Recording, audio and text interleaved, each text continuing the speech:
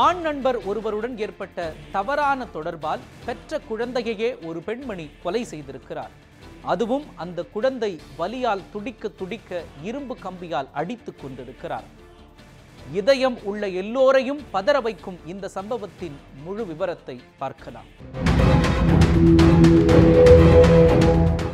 சில நாட்களுக்கு முன்பு துள்ளி திரிந்த இந்த 1.5 வயது பெண் குழந்தைதான் இப்போது சடலமாக கிடக்கிறது.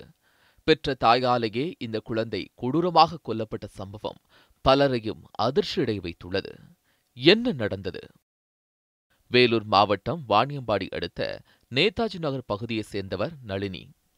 இவருக்கும் பெங்களூர் கேஆர்புரம் பகுதியைச் சேர்ந்த சசிகுமார் என்பவருக்கும் கடந்த 7 ஆண்டுகளுக்கு முன்பு திருமணம் நடைபெற்றது.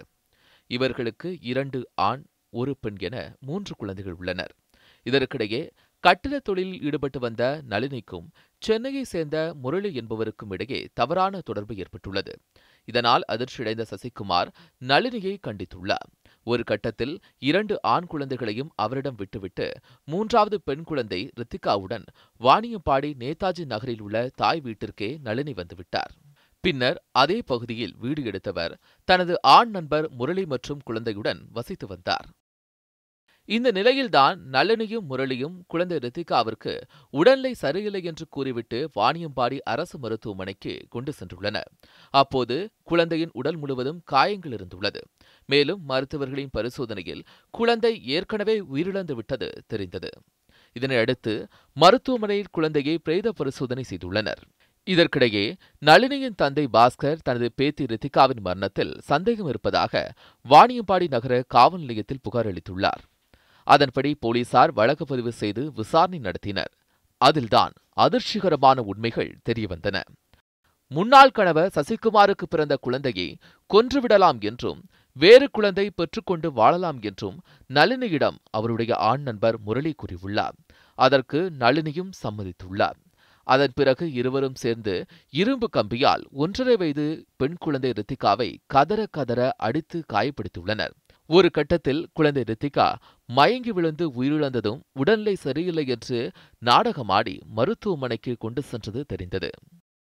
அவங்களே குழந்தை ஏதோ பண்ணிட்டு ஏதோ பிரைவேட் ஹாஸ்பிட்டலுக்கு எடுத்துன்னு போய்க்கிறாங்க. அந்த டாக்டர் இங்கெல்லாம் முடியாதுமா, நீங்கள் கவர்மெண்ட் ஹாஸ்பிட்டல் போங்கன்னு சொல்லிட்டுக்கிறாங்க. அதுக்கப்புறமா நான் பெட்ரோல் பங்கா நின்றுக்கிறேன், எனக்கு தெரியாமல் ஹாஸ்பிட்டலுக்கு கொண்டு போய் குழந்தைய போய் அட்மிட் பண்ணிட்டுக்கிறேன். அதுக்கப்புறமா நான் போனேன், சந்தேகப்பட்டு ஹாஸ்பிட்டலுக்கு போனாக்கா அப்பா குழந்தை இறந்துச்சுப்பான்னு சொல்லிச்சு. அதுக்கப்புறமா அங்கே டாக்டர்லாம் ஏதோ குழந்தைய செக் பண்ணியிருக்கிறாங்க. அதுக்கப்புறம் நான் உள்ளே போவே இல்லை. அப்புறம் போலீஸ்கார் என்ன ஏதுப்பா அப்படின்னு விசாரிச்சாங்க. சார் இந்த மாதிரி குழந்தை அவங்க 2 பேர் கொண்டுட்டாங்க சார், நீங்கள் கேஸ் எழுதிங்கன்னு சொல்லி கேஸ் கொடுத்துட்டாங்க. தற்போது நளினி மற்றும் முரளி ஆகியோரை கைது செய்துள்ள போலீசார் சிறையில் அடைத்துள்ளனர். வீட்டு வேலை செய்துக்குன்னு அந்த பொண்ணு இருந்துச்சு. வீட்டு வேலைக்கு போய் சம்பளத்துக்கு இது பண்ணி இந்த 1 மாதத்துல இந்த வாட்ஸ்அப்பில் இது பண்ணி அந்த பையன் கூட பழக்கம் பண்ணிக்கின்னு நான் கல்யாணமே பண்ணிக்கினது. எங்கள் வீட்டுக்கிட்டலாம் வராதுன்னு நாங்கள் துரத்திட்டு இருந்தோம். அதோட சரி சார், அதுக்கு இந்த குழந்தை இந்த மாதிரி பண்ணி எடுத்துன்னு வந்துட்டு வீடியோ எடுத்து தனது ஆண் நண்பருடன் சேர்ந்து 1.5 வயது பெண் குழந்தையை பெற்ற தாயை இரும்பு கம்பியால் அடித்து கொலை செய்த சம்பவம் அப்பகுதியில் அதிர்ச்சியையும் பரபரப்பையும் ஏற்படுத்தியுள்ளது. அஃப்ரார் அகமத், நியூஸ் 7 தமிழ், திருப்பத்தூர்.